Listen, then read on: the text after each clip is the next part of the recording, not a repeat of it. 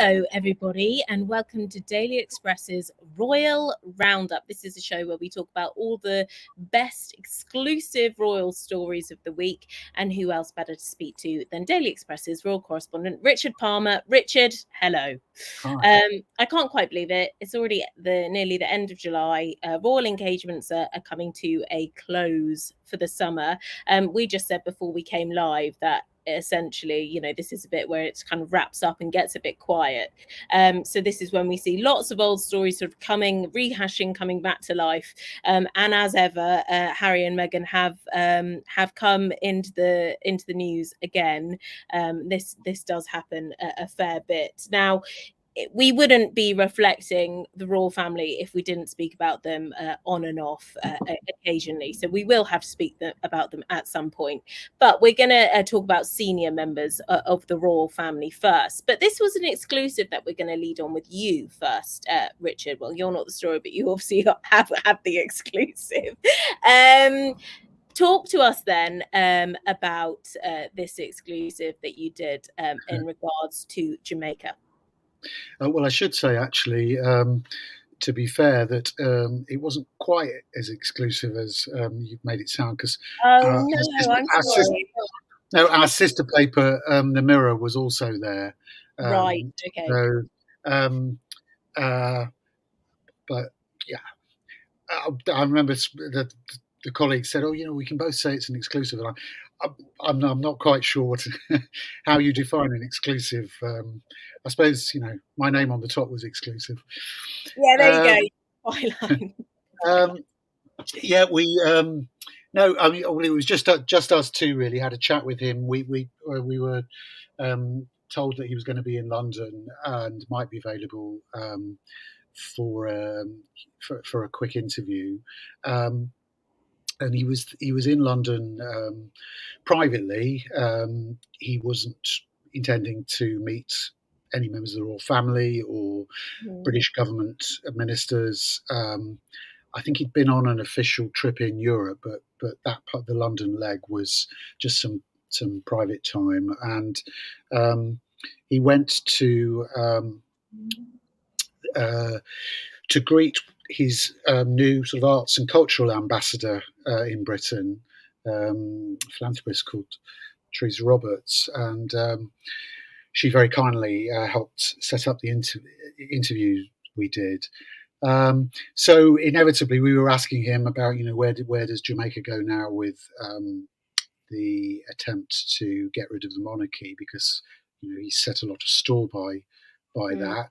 I mean, you have to say that Jamaican politicians have been talking since at least, I think, 1981 about breaking the link with the monarchy. And, I think lots of people who support the monarchy in Britain might well say, well, you can understand why. I mean, why should they have a head of state who doesn't live in their country, isn't a national of their country, and visits only occasionally? You totally understand their point of view, but the history in this country does go back many, many years. I think we've got some footage now of the late Queen. There we go, in Jamaica, which is a fantastic footage. Well done, Phil, for a Phil. Yeah, that's lovely, isn't it? Yes, yeah. Who Phil is. Will, it's absolutely fantastic. So I mean, this relationship has been going on for many, many years, and then of course we saw the Wales there. About 400 or 500 years.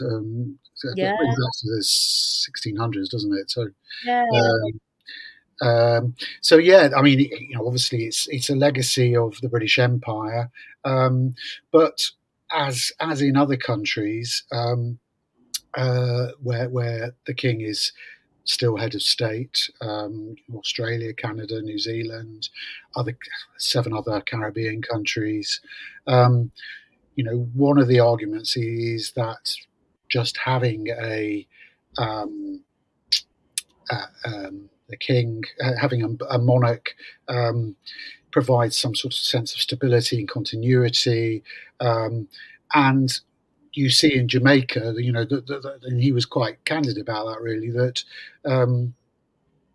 it's taking longer to get to a position where there's some sort of consensus on how to go forward, because there's always the argument, well, what do you replace them with? What do you replace the royals with? Mm-mm. And well, you're with the president. What kind of president? Do we want an executive president or just a ceremonial president? And how is that president going to be chosen? Is it going to be is he or she going to be chosen by members of parliament, or directly by the electorate? And there appears to be quite a difference of opinion in Jamaica over some of these questions. This is evidently a new reign for Charles as well. So he wants everything to go as successful and smoothly as possible. I can imagine this isn't the type of press that he wants. Um, it's a little bit of a, I suppose any argument over getting rid of him is a bit of a blow to the prestige of the monarchy. Mm. But my sense has always been, going on these Commonwealth trips, that the royals are fairly relaxed about it, and they their standard line is always that it's a matter for the people of that particular country. And certainly, I can remember going to Australia in 2006, I think it was, and being briefed by senior palace source that the Queen was going to be making a speech which was effectively saying, it's time for you to go it alone now. It's time for you to make a decision, and perhaps now is the time for an Australian republic. I mean, the worry is that But it didn't actually, when the speech came, it just didn't say anything like that. I mean, I think the briefing didn't really correspond with what she actually said. but the issue is if it's one country, and then it does have the potential of to be one country after another leaving, and having their own head of state, or as you said, president, in replacement for the monarchy. So that is a bit of a risk for Charles. Yeah, I mean, the other side of it is, obviously when they are acting as monarch, when he's acting as monarch of Jamaica, he is, or should be, acting in the interests of Jamaica. Um, and so, I mean, a good example of this, actually, not the monarch, but our old friend Prince Harry. I can remember going on a Caribbean tour with him in 2016, and in St Vincent and the Grenadines, the very left of centre government there was closely allied to Cuba, and wanted the Prince Harry to pay his respects to Fidel Castro, because I think, if I remember rightly, Fidel Castro had just died, and or it might have been his brother, but I'm pretty sure it was Fidel, and so Prince Harry observed a moment of silence for Castro, when the British government wouldn't have seen Castro as an ally, wouldn't have seen it as as an issue that should be marked, really. So that happens to a certain extent. On the other hand, I'm sure I know part of their thinking is always, what's in Britain's interests, and the most important thing is that the ties between Britain and whichever country in the Commonwealth they're visiting remains strong. And so when Barbados ditched the monarchy, and the then Prince Charles went out, I'm fairly confident that he was not too perturbed by it all, and he felt, as I understood it, that it wouldn't really affect the ties between the two countries that much, and the strong ties would continue. Okay, so this isn't going to be a deeply personal thing then. if it all does come crumbling down, that's not going to affect him or the Queen. Yeah, I don't think so. I mean, set against that, I mean, I think there was some. I seem to remember some correspondence between the palace and the Australian government um, coming out quite recently, where the palace did seem quite exercised about maintaining the Queen's dignity and not sort of making her a lame duck monarch. When the idea was being discussed of replacing the monarchy when the reign changed. So there are sensitivities, but certainly I think their overriding concern is that the Commonwealth stays together and that Britain and the Commonwealth nations remain close. And there's a lot of confusion you see on social media about this. There is no clamour from countries wanting to leave the Commonwealth. Plenty of countries, like India, for example, Pakistan, have been members of the Commonwealth, but have never, not had the monarchy in place for decades. And the Commonwealth is actually growing, and countries that were never part of the British Empire are joining the Commonwealth. So Gabon and Togo, two francophone countries, are the latest members of the Commonwealth to join. We've seen Rwanda, which was never a British colony, and Mozambique as well. So yeah, these. Interesting that the Jamaicans are having trouble getting to the point where they can get a consensus. And we saw the poll, the latest poll, I think, was Lord Ashcroft, suggesting there was a majority, sorry, not a majority. Yeah. It was a large agreement, 49%, I think, in favour of becoming a republic, 40%, if I remember rightly, wanting to remain part of the remaining a monarchy.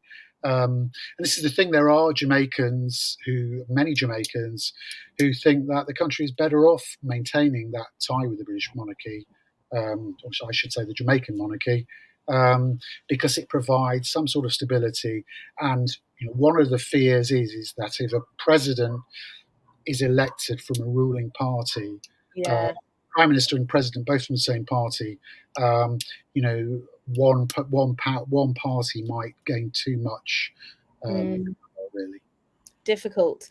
Okay, then, one to watch. I'm sure in the next few years, there'll be a few headlines like this coming about. But as you said, it won't be a shock to the royal family if they do. Let's move on to what they're up to in the UK then.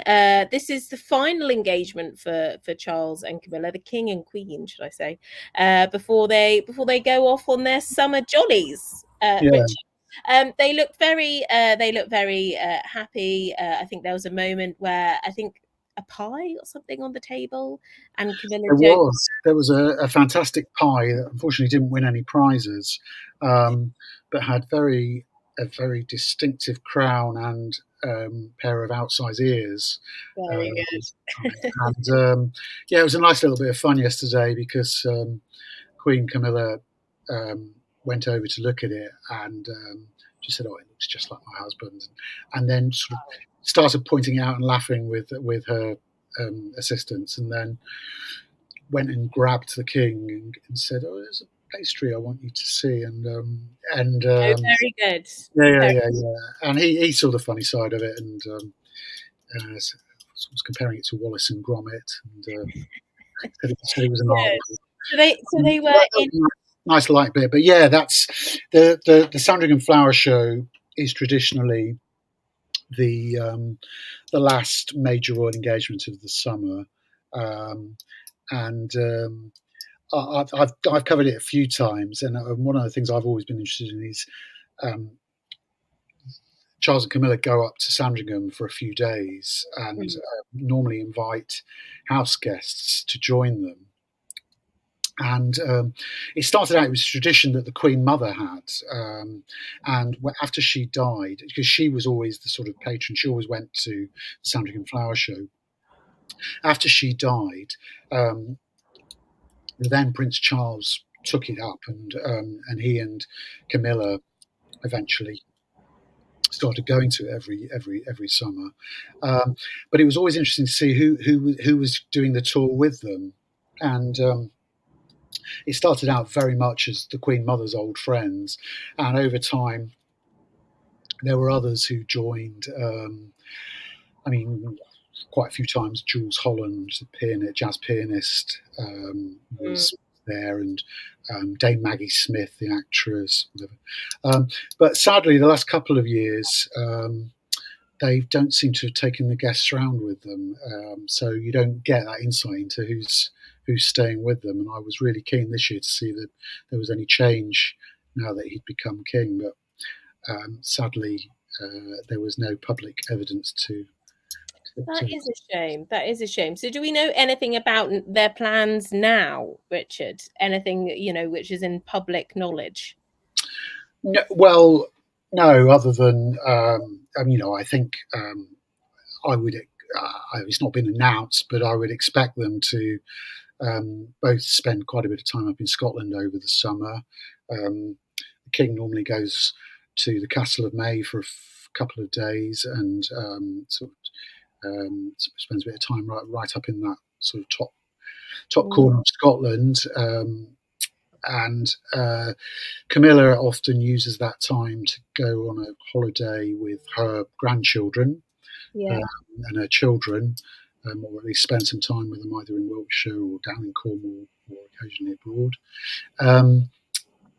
And then she would normally join the king up at Burke Hall later on. And this year it's going to be interesting because we've certainly been led to believe that the king wants to get his family together at Balmoral. Burke Hall's sort of on the edge of the Balmoral estate, and it's still very much their home. But the castle he's had some interior design work done on it, and closing to the public fairly soon, and I expect sort of mid August. The king staying there. The king hasn't really stopped since his reign. I guess this will be the first big, large period of time to reflect on what has been for him. Quite a year for him personally. We forget that he did lose his mother, and he's had to be in a very public facing role. So for him, perhaps he still he still needs time to sort of process it all and grieve. Yeah, you might be right. I mean, he had that little bit of time off in Romania. He went to Romania for 5 days maybe, and he did an official engagement at the Parliament when he got there. But after that, walking.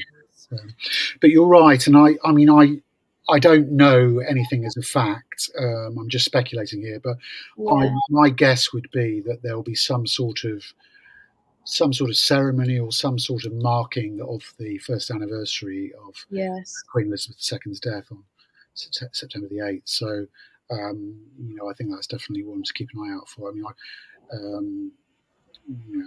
in my mind, I'm thinking there might be a little ceremony with a bagpiper or something, but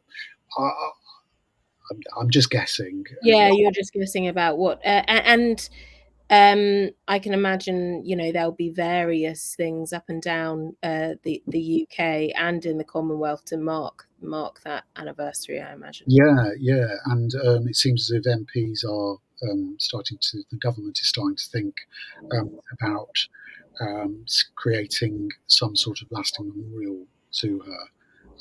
The same way that after, obviously very different circumstances, but after Diana's death, there was a committee set up to think, well, how can we commemorate her? I imagine over the years there'll be lots of statues erected around the country to Elizabeth II. A little bit early, but I think there'll be something else as well. And you mentioned about Charles's wish to get all of the family together. Yes. We'll be speaking about Harry and Meghan in a second, but does that mean, I'm reading between the lines here, Richard, you've got to bear with me. Does that mean that maybe Harry and Meghan will be coming over to Balmoral? I'll be surprised if they do, as things stand. Yeah, yeah. The other thing to say about Balmoral is that the king, the monarch, the queen anyway, would normally have a few official visitors while she was up there as well. And it's one of these things where the royal household says, "Oh, it's private time," but then you find, well, hang on, she's just entertained the Prime Minister of Australia. That was that private or official? Because it's in the court circular, so that was sort of Yeah. official. And I would guess that there will be a couple of visitors like that. Normally, the British Prime Minister would go out there for a weekend. So Oh, that's interesting. yeah, I haven't spoken to the Palace or Downing Street about this yet, but my guess would be that Rishi Sunak and his wife will probably be invited up there. And would that include Richie's children as well, or just the husband and wife? Yeah, I wouldn't be surprised. Yeah. Mm.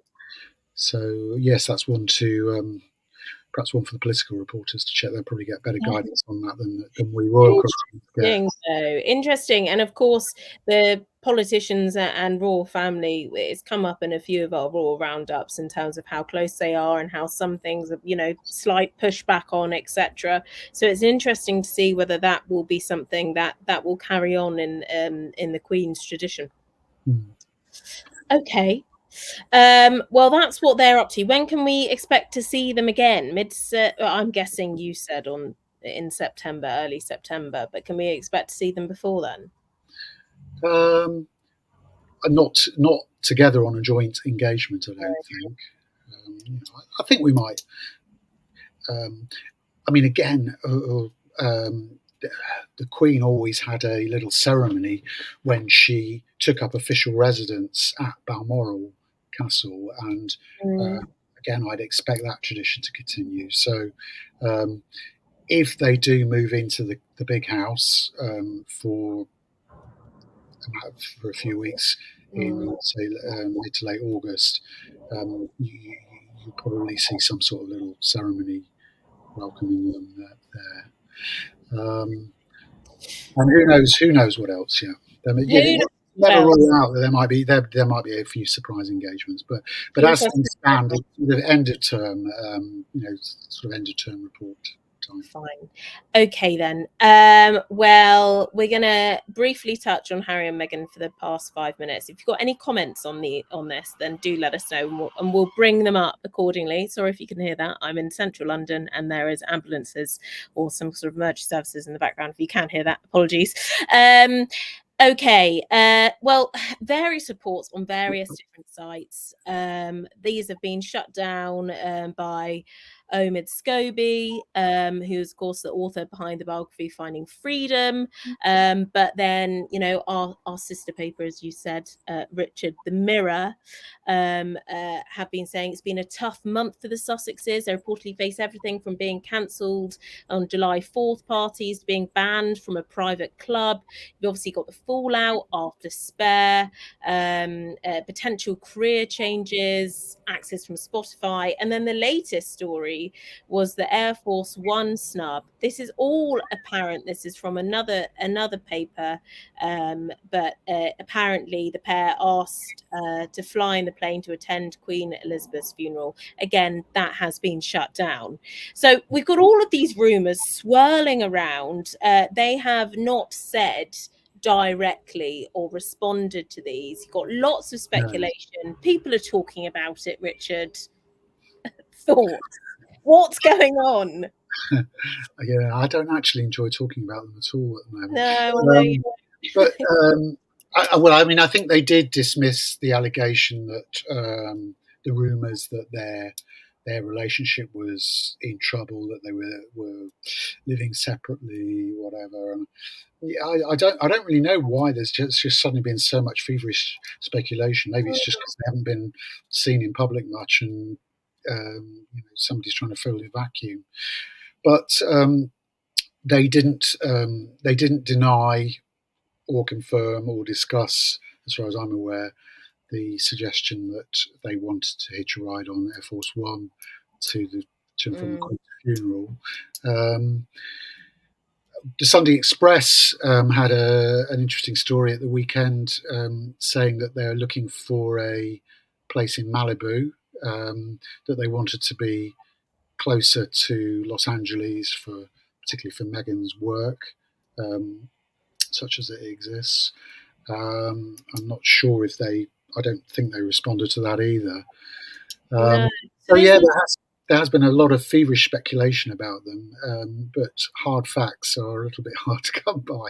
yeah. And of course, this all feeds into the rumor mill, because the longer that people hear silence, the more people speculate. When are we going to hear from them directly? What's the next big project where we're going to actually hear from them? Well, I don't know. Can we? Can we? I mean, we should say there's been a development today. We Mm. haven't heard from them in a court case against the Sun. Shall we very briefly mention that, or We do you? can state exactly what's happened, obviously. Yes, without commenting too much. Yes. Yeah. So today, Harry has been given permission by a judge to take part of his case against the Sun, the publishers of the Sun newspaper, to a full trial at the High Court early next year. But he's had a knockback. He's been told that he can't claim phone hacking, which I should say the Sun strenuously denies anyway. But he's been told that he's too late to make a claim for that, and the idea that there was some sort of, Harry argued that he didn't make a claim for phone hacking earlier because there was a secret agreement between the palace and Rupert Murdoch's papers not to pursue them; that it would all be sorted out. Out of court, and he pointed to a settlement that Prince William made, but the judge said he couldn't really see any evidence, any credible evidence, to support that claim of a secret agreement. So it's a bit of a mixed bag. I think partial victory for Harry, but the Sun is certainly claiming a significant victory on So we can expect, both of his claim. what we can take from this is we can expect to hear a lot more from Prince Harry. He's not going to escape headlines, let's just say, when it No, goes. no. So I think he's currently involved in about 6 different court cases, and most of those are progressing one way or another. There have been a lot of preliminary hearings in some of them, so it just goes on. And I suppose the question will then come, well, when can we expect to hear from Meghan? Yeah. Because you'd think Harry's done a book, maybe Meghan could do a book. I'm just thinking from a business perspective here, because they need to be Yeah, financial. well, I think a book from Meghan. I think many people, certainly in the media industry, expect her to write a book. And again, I fall back on the nearest example I can think of, which is um, Edward and Mrs. Simpson, and they milked their departure for as long as they possibly could, and there were there was more than one memoir, more than one interview, etc. They have sort of intimated that they want to move on, and I think they've sensed that the American public's got a bit fed up with them complaining all the time. But Yeah, they're difficult. a couple are pretty tight-lipped about what they intend to do next at the moment. What's going on? Okay, then, Richard. Well, that's the latest on Harry and Meghan, and that does bring a close to Raw Roundup for this week. As you said, it's a bit quieter on the Raw front for now. Richard doesn't know this yet, but I'm off on annual leave next week. I'm off on a press trip, which is fun.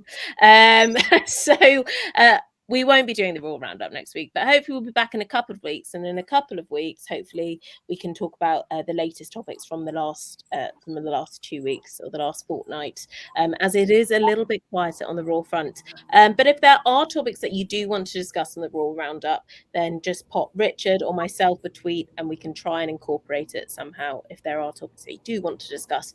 Richard, thank you very much for giving context to everything today. And of course, Richard is, it doesn't stop for him for his job, even though it's a bit quieter on the Raw front. He's still very much doing his job. So you can keep up with all the Raw lines over on Raw Reporters Twitter, and of course on Daily Express's Twitter. We've got all of the Raw roundups on our playlist on Facebook, and we premiere on YouTube's Friday at 4 p.m.